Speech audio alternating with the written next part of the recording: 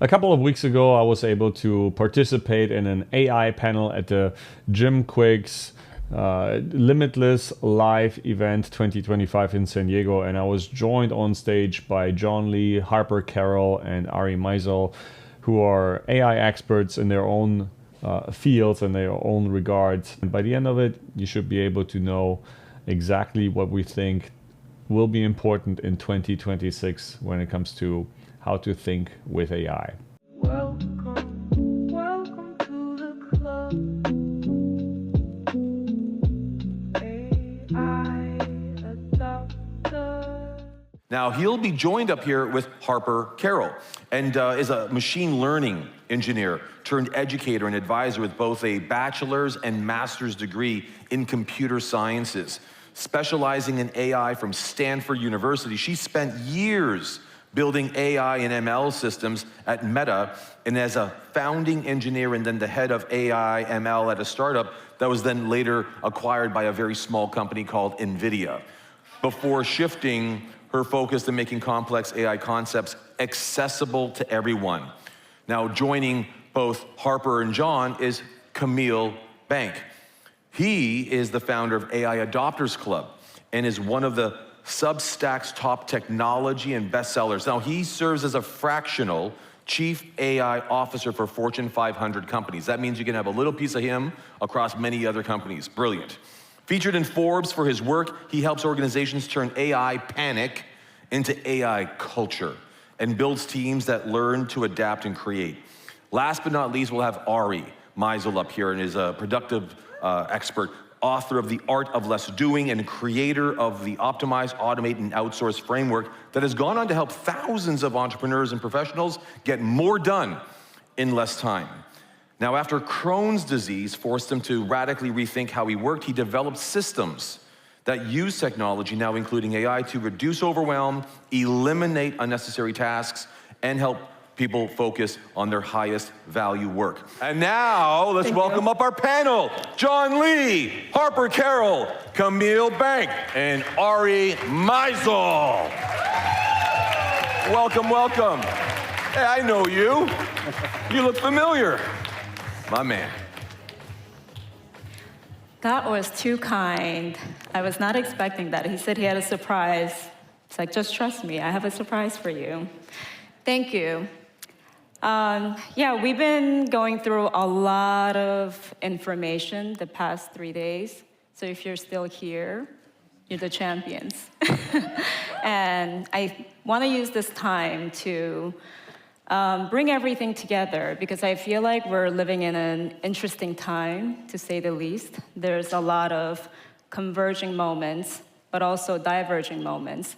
And I think this play with AI is going to determine which direction we go.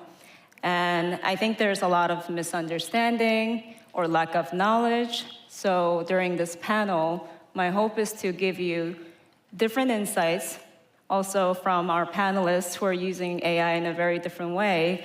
And we also have AI trainer, which is really amazing. So you get to hear a lot of different perspective on what it really is and what it's not, and how we can leverage it to enhance human intelligence. So for the first question, I want to ask our panelists, let's strip away the hype. And what is AI, and what is it doing really well that most people don't know about? And how are you currently using it? Okay, I could start. You want to start? Okay. So AI is the simulated intelligence of a machine.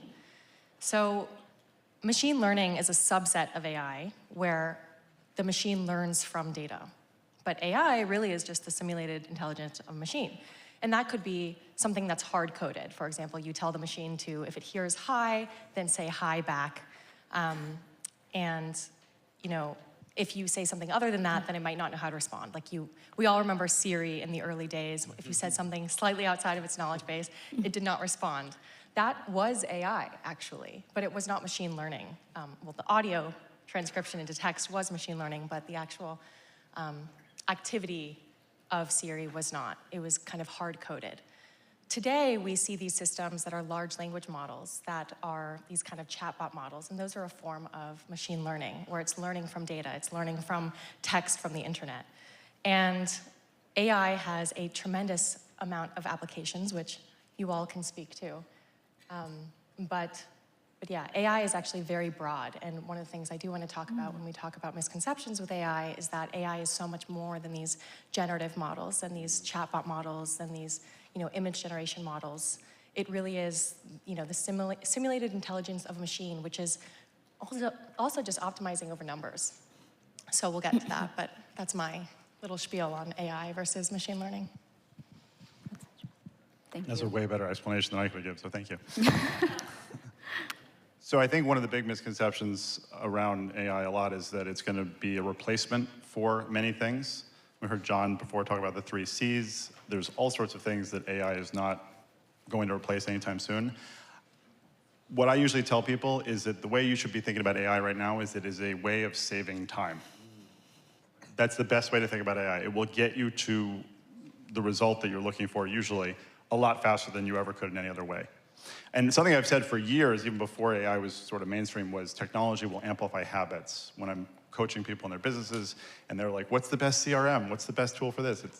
That's not the question, because it will make bad habits worse, and it will make good habits better. So you really need to have the systems and structures in place first. So that's, to me, the real value right now of AI is it will get you to what you're trying to do, whether that's image generation or a blog post or a thought partner. It will get you there faster. But it's still you. On that, actually, I like to call AI a cognitive force multiplier if you choose to use it in that way. An analogy would be for those of you who like Star Wars. Unfortunately, a lot of people use AI like you would use to talk to this little can robot. Which one is that? Is it R2-D2? R2-D2. Yeah, right? Versus what I would suggest is to see AI as Yoda. So instead of thinking you know what it can do and asking it for answers, you should consider asking it for questions and help you think through your day and through your, your tasks, so to say. And another analogy that I like to give is AI is actually a really great DJ, and you decide which vinyls to play. So an example, I actually started out writing kids' books. And who here has heard of the book 48 Laws of Power? Ever heard of it? Yeah.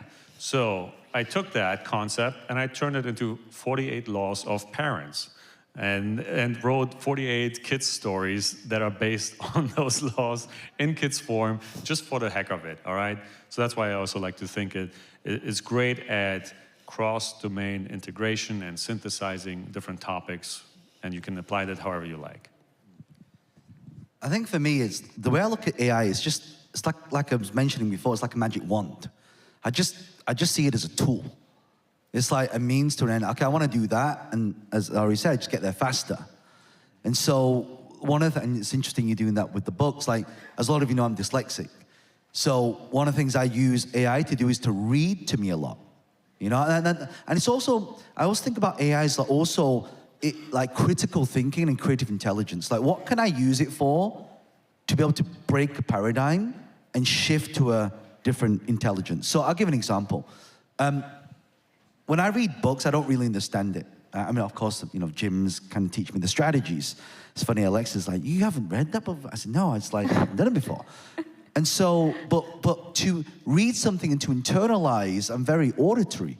So then I'll put it into an AI to read it back to me, and then I read it at the same time. So I'm reading it, and then it's going in at the same time, and then I can ask it a question to say, hey, what does Jim mean by this? And I'll be able to get an articulate answer, and I'll say things like, reframe it to me like I'm a 6-year-old, so I understand it. And so what I do is I use AI to enhance a learning process, but to also speed up a process and to solve an inherent problem that was never solved before. Because in school, you only get marked on how good you are at memorizing something, taking a test. But if you're of a different breed, like being dyslexic, it's a very different learning process. Would you agree, yes or no? So that's how I'm using it as well to solve a lot of problems. Yeah, there are so many different applications with AI. I think it's really fascinating. And I know a lot of people are afraid that, or concerned about AI replacing them. And I think that's not true, but I also wanted to hear from, our panelists, do you agree, disagree? You've kind of touched on it. What is human intelligence for you? And why do you think human intelligence won't be replaced by AI in the long run usage? Sure. So I should preface this by saying that my most successful book was called The Replaceable Founder. So my goal in a lot of the work that I do with my clients is to help them create systems and processes that replace a lot of the things that they do well, but not the things that they're the best at. And so I want to replace people up, not out of their organizations. I don't want to replace them, I want to make them replaceable. And again, before AI, automation was a really big part of what I would do, and people would say, well, if you're automating this and this and this, isn't that taking the human element out of it? And I would always say, no, it actually enhances the human element, because now you can make that personal phone call to somebody. You can write the letter or send the note because because automation is handling all the other stuff. So AI is absolutely a replacement for the mundane, repetitive, lower level tasks that you get bogged down in every day that take away from the things that you are truly genius at doing. And in my experience, it actually really enhances the things that we are really, really genius at doing, because we can get those results faster and we can deliver them to people in a way that they can understand them the best and that can reach them in the right moments and the right stories and the right relationships. So if you feel like you have a message that is important to share, there's no better way to share it with more people and have a greater impact than something like AI. Can I actually just build on that, what Ari said? If you notice, he said, well, I wrote the book on the replaceable founder, but then in your first sentence you said, AI will replace what the founder does. And so the first article that I published on my newsletter was called Welcome to the Director's Chair. So it's not that, I don't think it will replace us necessarily, unless you never said please and thank you when you start talking to a ChatGPT, so please always do that. But that's a side note. It basically, what I meant with this article is we all got a promotion that we never asked for. And so now we're basically directing the role that we previously had, oftentimes. And with that promotion comes the need to learn new skills that you would have to acquire anyway in that new role. So imagine you were a graphic designer before. You are now, or in the near future, no longer a pixel pusher, so to say, but instead you could be a head of brand design or something like that, right? You can have a higher level type of role if you, again, choose to invest into your education. So that's my take on it. I love that. Yeah, the way I like to explain it is that entire processes now become a step in a greater process. So for example, in the past, if you would spend a few weeks, to figure out what you would work on in the next quarter, looking through Slack messages and engineering notes and customer interviews to figure out what should be worked on next month. Now you can have AI go through all of that and write up a whole, proposal for you basically immediately. And then that whole step, that multi-week process now becomes a step in your greater process, right? And so you do become this orchestrator. You have to review the work and then you move on to the next step, right? Which is going after it and making those changes. And I think another thing that really excites me about AI is, I think ultimately my dream is that if people have something that they're passionate about or curious about, that they can go after it. Because now with AI, with vibe coding, suddenly tech and software is accessible to everyone. And so before, where people had curiosities or passions, they couldn't pursue them because they would have to hire an expensive engineer to kind of scale it and make it a reality. But now you can just whip up a website in a few hours and follow that passion that you have. And that's what really excites me, is a world where people are pursuing kind of what lights them up inside. I completely agree with what Harper just said then, because think about this. Will jobs be replaced? I don't think so. they'll be evolved. And what I mean by that is, you mentioned vibe coding, right? Before, we never had a job title for a vibe coder. We never had a CAIO before. We never had a prompt engineer or a prompt architect. We never had video generation expert or AI clone content creator. The jobs that will not be replaced will be evolve. And this is why you heard the saying that, you know, oh, but I'm the jack of all trades, but I'm a master of none. Now, you have to be the master of all trades and a master of none. That is how the world is changing and moving. So yes, people will have to upskill themselves, and yes, people will have to learn. And 1,000 days from now, anything that's done on the opposite side of a laptop will be evolved or eliminated. And so that's why we got to prepare now. We are living unprecedented times when that McDonald's advert that I showed you before, do you know how much money that would have cost to create? I used to work in the film industry. I used to be an animator. It would take us, like, if I would have worked every night, it would take me 3 months to do that shot. Now, I can be in my shorts, in my bedroom, drinking, having a pizza, and just, vibe code, generate, delete. You can do it like in a second, like a day, and it's done. This is what Harper's talking about. And this is why I think you should all be very, very excited. Yeah, just yes, no, yes, no. Accept. There's no delete, there's no re-render. Yeah, I think this is like a paradise for the polymaths, right? The ones with a lot of interest. Say something on that exactly, because you had to say it, and as a jack of all trades myself, I have to correct the record. The full quote, if some of you know, is jack of all trade, master of none, yet still better than a master of one. And I believe, to what you said, that there's actually a huge opportunity for people that have multi-domain expertise. This cross-integration is really something that's going to be super valuable, and AI can really help you with that as well. It can help you recognize patterns, overlaps, gaps, all the things that you want. And if you're, there's hope for us. Okay, that's all I'm saying. So I'm a huge fan when it comes to building discipline around thinking, reading books to learn different mental models and how people structure thoughts. And this is kind of like, this is one of the arguments that I hear from people who are concerned about AI, because we're not building that thinking discipline in a way, because as you mentioned, we're saving time, but we're not putting that time anymore. We're skipping that step.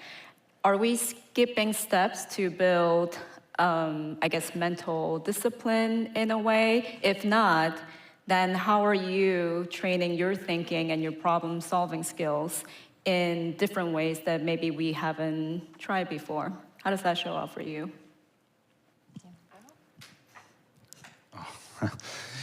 So I'm on the school board in where I live in Princeton, New Jersey. I have 5 kids. And this comes up a lot. And I'm very, very pro AI for this kind of learning because, also like John, so I'm not dyslexic, but I am a very, very slow reader. But if I hear something and see something, I'll remember it forever, unfortunately. So I'll often use AI to turn information into something that I can consume really easily. One of the things that I thought a fairly good argument when I was talking to the school board people about the critical thinking aspect of it. And I said, and by the way, some of you may not know this, but Princeton, New Jersey was really instrumental in the American Revolution. Washington marched down from Trenton and all that stuff. So I was like, well, one of my kids is learning about the American Revolution and learning about it. They're reading a textbook, they're hearing lectures. I'm like, but why can't they have a conversation with George Washington on ChatGPT and try to convince him not to march to Trenton? And see what he says. It's like, how is that not an amazing way to get somebody to think critically? Mm-hmm. Right? So like we could never do that. I could never certainly do that when I was growing up, right? So if you're actually trying to say like, well, if you want to understand why certain people are successful, don't try to find out what they do and how they do it. Try to think and figure out how they think. Mm-hmm. Absolutely. So I think that it gives us the opportunity actually to critically think in a way that we could never before. And then for me professionally, it's always nice to like put an idea into it and then say like, what's wrong with this? What am I not seeing? You know, because it's very easy to otherwise be in sort of a bubble. So you just have to ask the right questions.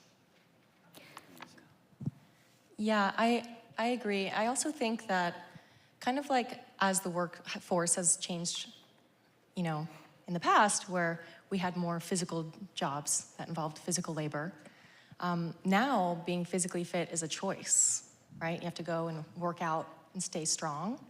I think as we go forward, yes, there will always be opportunities to think critically with AI, but if you choose to not, if you choose to not think, you will also be able to do that. And so I think in the future, it will be a choice to stay mentally fit and to think critically. And so, you know, structuring schools in a way where kids are actively thinking critically. I am also a big fan of AI for kids. I think it can meet kids where they're at and make school engaging and help the kids who are really far ahead, you know, move forward, and the kids who are struggling, you know, get the extra help they need in the way that benefits them, in the way that interests them, and in the way that they think. Like personalized learning is extraordinarily exciting, right? But just knowing that there might be a point when we have to choose to stay mentally fit, and we're kind of at that point now, right? It's just that AI is an accelerator. So that's my view on that. I like to think from a first principles standpoint, and essentially, when you feel like your brain is not sweating, you're just not using it, okay? And so, the reason, and I work with a lot of creatives as well, and the reason why people that established a profile in their domain, whether this is writing or illustration or whatever, things that can be now replaced with like just a guy like me plus AI. The reason why they don't like AI is because everybody's using it as a shortcut to get to the point where they earned their place. Now, what I would recommend is that you, and especially the domain experts, try to use this technology and then put a lot of sweat, brain sweat into it to just establish a higher bar, because it is important. It's the same thing for reading and learning. When you just go over, let's say, like some article or a book just with AI, and you don't really feel like there was some crunching going on, yeah, you might recognize a chapter title or something, but you'll not remember anything. So first principles, if you don't sweat, you will forget. Yeah, I like that. I like that. I think one of the biggest things is, talk about, is it critical thinking? There is an element of that, but then also you got to see the flip coin, like yin yang.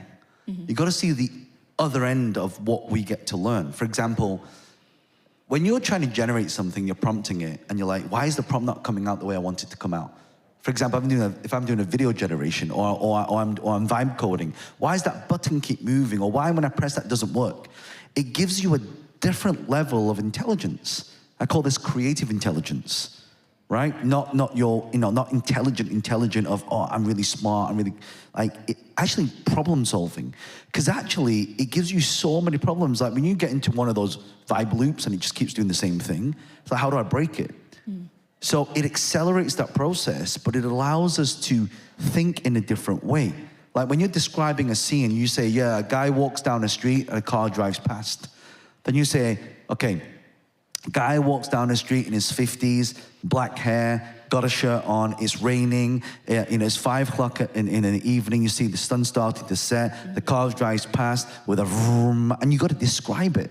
So we have to be more contextual now in what we do, and we never used to think that way. Like when I'm drawing a painting, I don't go, oh yeah, guy drives that. I don't do that. But I've got to think, I've got, Bruce Lee's, I'm a huge Bruce Lee fan. Don't think, feel. That's what AI gets us to do. So, yeah. I like that. That makes me think of, if I can just add, Yes. Brene Brown. She spoke at Workday's Build conference, and she was saying that she thinks that AI is going to help us become more human. Because as tech evolved, we kind of had to work in a way that it understood, and we became very mechanical in the way that we were thinking and working. And now that tech can take those jobs back, we can go back to being human. And yeah, I think as AI evolves and different types of AI are applied to various types of problems, like again, like I said, AI is not just large language models and image generation models. It is this optimizer. It's going to provide us enormous breakthroughs in science and health and discovery, and we're going to see a world that we can't even fathom now. And my view is that the intelligence of humans, of creativity, of sense, of feel, of intuition is going to become more important and even potentially like validated by science as AI is applied to science. So we'll see, but it's exciting. I love the answers because it really talks about how we have to learn to embrace challenge and be okay with going beyond what we're used to doing. So if you were to help someone become AI literate in the next 30 days, what kind of skills or habits would you recommend them to focus on? So it's actually something that I've been telling people for years when it comes to automation. So one of the things that is a really great thing to think about as you go through your day, your life, your business, try to notice when you use the word every. So every time I post something on social media, every time I sign up a new client, every time I hire somebody, every time I fire somebody, the word every should be a trigger and a flag for you that you are doing something that's repetitive. If you're doing something that is repetitive, you should automate it. And we used to be able to automate these things with no-code, low-code solutions. Now we can do it in seconds with AI. And those things that you are doing every whatever are taking away from the thing that you can do really well. So you can start with something extremely small. It might be something that you do and it takes you 30 seconds. But there's a cognitive load of doing something 30 seconds multiple times a day and the context switching that happens in that. There really is. So if you can eliminate those little things, I like to say that small hinges swing big doors. So start with something really small. Very cool. Okay. Have fun with it. It's so much fun. You know, Alex Hormozy says that I'm going to butcher this, but his definition of power, if I remember correctly, is something along the lines of how short of a time it takes from a thought to turn something into existence. And at least like Harper mentioned earlier, in vibe coding, that's already there and it's super fun. Like to me, it actually doesn't matter whether you start implementing it in your personal life or in your professional life. Just keep it with you, get your account, and let's just say ChatGPT it has a good voice mode, so talk to it, have ChatGPT, go around your house. If you have a broken water heater, talk to it about it, which water heater you should replace it with, and then who you should call, because I actually tried it myself, but I don't recommend it. There's some high voltage involved there, so don't take me for that. I did end up not electrocuting myself, but I would not recommend it. Just have fun with it, because the number one thing that I notice in companies when I consult with them, it's not about the technology. It's really about the habit that you need to build. Building the AI literacy is really building an AI intuition, understanding what these systems potentially can do, or maybe where they are not great at right now. And then also what to use when, and all these types of things. They will come to you over time, but in order, because we live in such a quick hype cycle, the best thing is to just use it, have fun with it, and focus on a narrow field, and just try to get better at that, because then you'll kind of put your strategic horse blinders on, and you can focus on just having the habit, AI habit. I have a question. How many people are using AI like ChatGPT every day? Okay. How many people are using it across a broad array of topics, like personal to work to... Okay, how many people aren't? Okay, I'm impressed, actually. A lot of people are. For the people who aren't, I would kind of reframe or start to talk to something like ChatGPT every day, or Gemini. Gemini is really good. And one of the things about Gemini is it's really great with its image generation models, and it's great at image editing. Basically, it's Photoshop now. Like we saw John's demo, just with text, you can Photoshop an image now. But yeah, just knowing that you have an expert in your pocket in every single industry, it can expand your thinking. It can have the thinking of, an expert in whatever field you're interested in.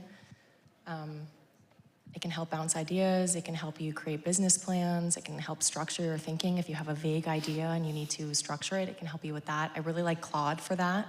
I like using Claude for creative thinking. It does not have sources. It does not like cross-check with sources. So who here knows what hallucinations are?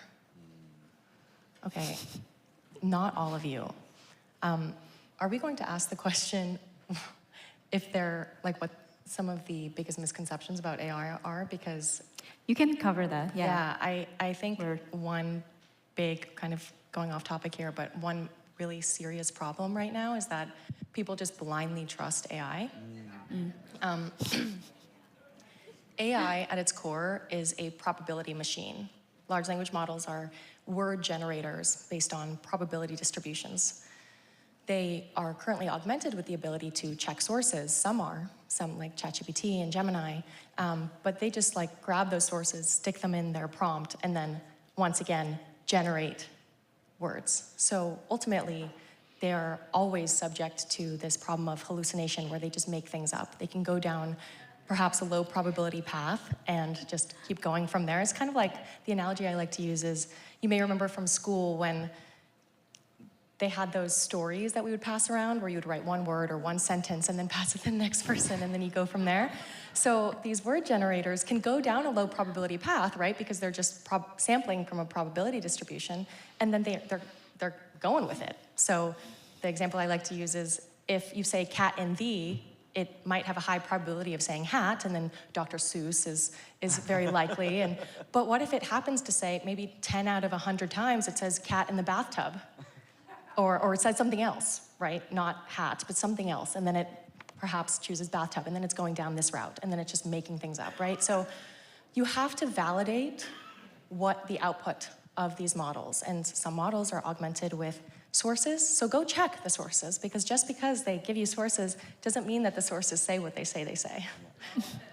So yes, very important issue. It's actually caused a lot of problems with, like, even Stanford professors. A Stanford professor was being charged for perjury because he used a ChatGPT generated source that did not exist in a legal case. So everyone is subject to this, so. That's huge problem right now. That's why guardrailing, getting your knowledge base right, and still they haven't solved the problem. Now, you asked me, how do I get them started, right? How many of you are up for a challenge? Who's up for a challenge? Say yes. All right, here's what I want you to do, okay? You're all gonna vibe code and create an app tonight using these 3 steps. Step 1, write this down. You go to ChatGPT and you basically tell it what app you want to create. So I want to create a fitness app. I want to create a productivity app. Then you're going to say, ask me 10 questions. This is the prompt. Ask me 10 questions one by one about building this app that gives you 95% certainty that it will work. Right? And it'll start asking the questions and you just answer all the questions. That's step 1. Okay, that's step 1. Step 2, you're going to use this other prompt. Take everything we've put in this user scope, turn it into a JSON code, JSON. JSON. And basically, that's kind of like coding language that AI understands. Okay, so step 1, we're going to tell what app we want to create, ask us 10 questions one by one, we answer it. Step 2, we turn it into a JSON code. And it's going to look like all this gibberish code, right? It's going to look like coding, okay? You're going to copy that. Then you're going to go to another app called base44.com. Base44. All you're going to do is copy, paste, and hit generate, and your app will be ready in about half an hour. The first MVP version of it, like the basic version. Now, when you do that tonight, you're going to be like, oh my God, and exactly what Harper's saying, like we've got this thing that we're passionate about, and we can bring it to life. This is really what AI is about. It's not really about intelligence, it's about creation. It's about you being able to get your message, your expression, your voice to the world. This is what it allows. And that, by the way, those of you, a lot of you just came up to me now saying you've joined the program with myself, Jim, and Rich. These are the stuff we want to do. We don't want to just teach theory. We want you to do it so you get feedback, so we can correct it, so you can accelerate faster, so you can become limitless. You like that? Say yeah. Thank you. Can I just add another thing too? Yes. We're slightly over So, time. well, first of all, that's a great idea. While Base 44 is building that, also take that same JSON and bring it over to lovable.dev. And lovable.dev, DEV.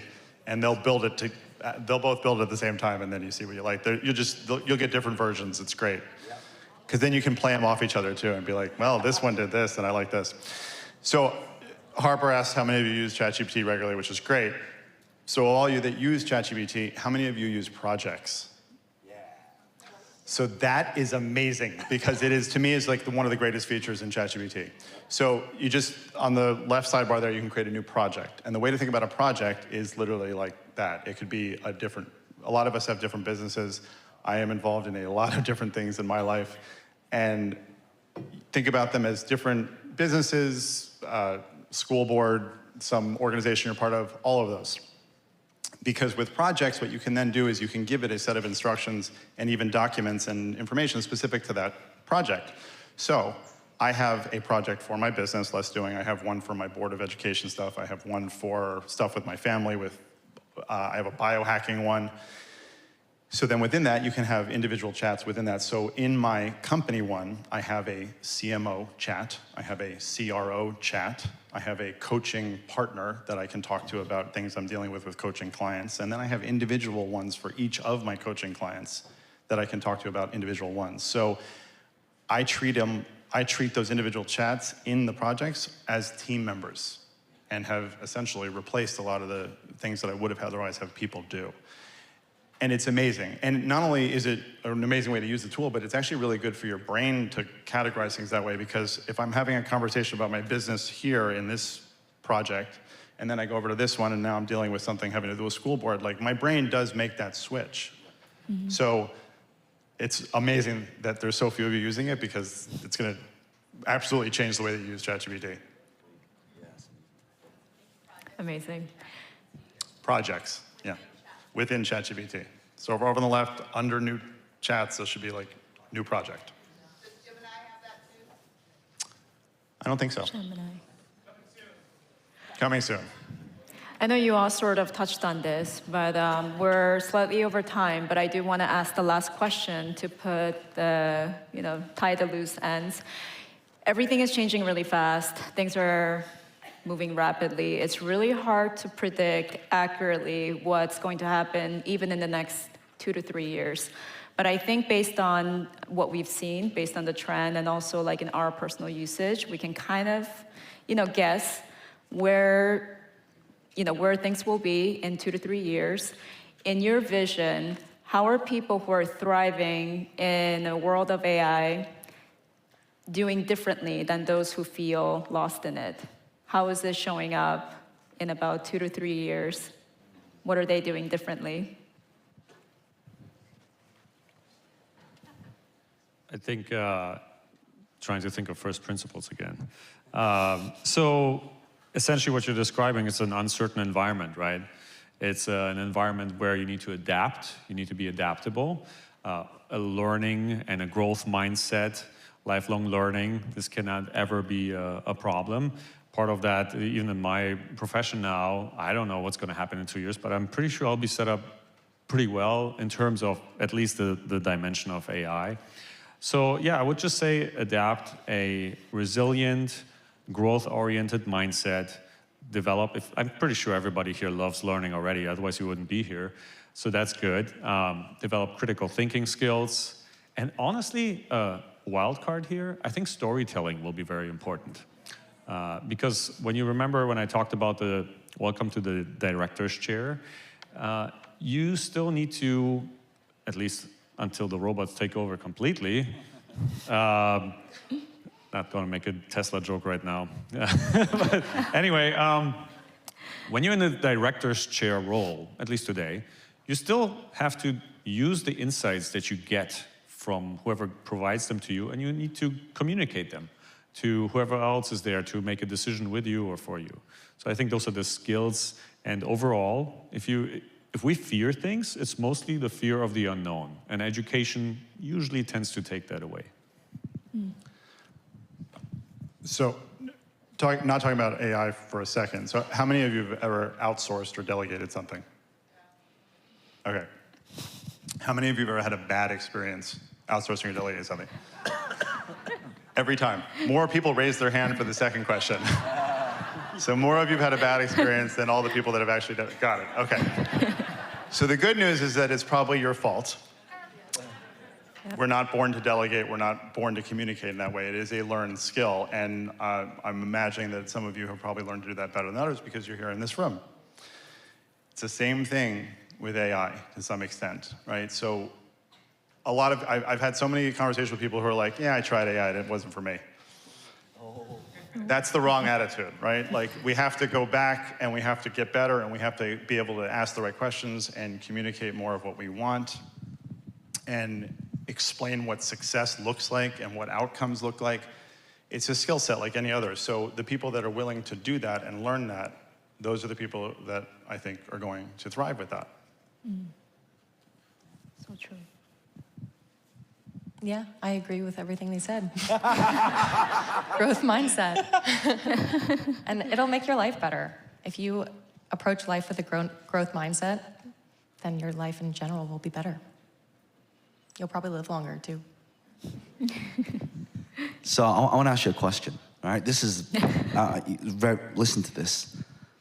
Because when you can answer this question, you'll get the answer. What do you know to be true that other people don't yet? Listen to that for a moment. Here's what I know to be true. AI runs off credits and tokens. We're living in a world of fiat. But yet, when I say fiat, pounds and dollars, when you go to the bank, you're not gonna, if everyone in this room withdraws all the money from the bank, they will not have the money. Only 30% of it is actually cash. The rest is digital currency. I mean, look what happened to almost Silicon Valley Bank, right? Look at what happened there. So, what I know to be true, fiat will be eliminated, and our AIs, because it's our brain, when it becomes that second brain, it can now be licensed out. We now evolve into the world of tokenomics, blockchain. Right? Because you don't know what's real or what's not on the internet. So how do you, if I know that I put a video out on the internet, how do I know if it's real or not? Well, it will sit on the blockchain. So if my video is not on the blockchain, it's not real. That's the way the world is evolving to. So when you understand tokenomics, and you understand usage, and you understand tokens and credits, that's when you start to see an opportunity. So the way the world will move, every single one of us will have our own AI, and AIs will talk to everybody else's AI. And they'll make a decision, and they'll do all the work for us, and they'll steal us enough credit. But eventually, we will all have our own token. When you log into your bank account, you see all your money in there, it's just digital currency. So what's the difference between that and a Bitcoin and a Solana and your AI token? There isn't. It's a transaction. There are more phones in the world than there are bank accounts, right? So think about that for a moment and let that just think about that. Because now when I explain that, you'll see the opportunity. So that's where it's going, in my opinion. Very interesting. We can talk a lot about that. There's like a whole other side to this, but we won't get into it because we're over 10 minutes. For me, I just want to say I watched Iron Man when it first came out long time ago. And when he was working with Jarvis, bouncing back ideas and finding new energy source and building things, that inspired me so much. And I feel like we're not quite there yet, but if we steer the ship in the right direction, maybe we can have a thinking partner that could help us build and grow in ways that we've never imagined before. So thank you so much for our panelists, and thank you for all of you. Thank you, guys. Thank you. One more time for the world's heavyweight IQ champions. And we might just have you. Welcome to the club. AI adopter. A couple of weeks ago, I was able to participate in an AI panel at the Jim Quick's Limitless live event 2025 in San Diego, and I was joined on stage by John Lee, Harper Carroll, and Ari Meisel, who are AI experts in their own fields and their own regards. And we had an exchange on how to use AI, how to think with AI, why I think that wisdom is going to be still important, and how you should use AI to set yourself apart in the future. So I hope you enjoyed that. There's a little bit of for everyone there. And yeah, take a notebook, write some comments, share this video if you like it. And by the end of it, you should be able to know exactly what we think will be important in 2026 when it comes to how to think with AI. With that being said, enjoy.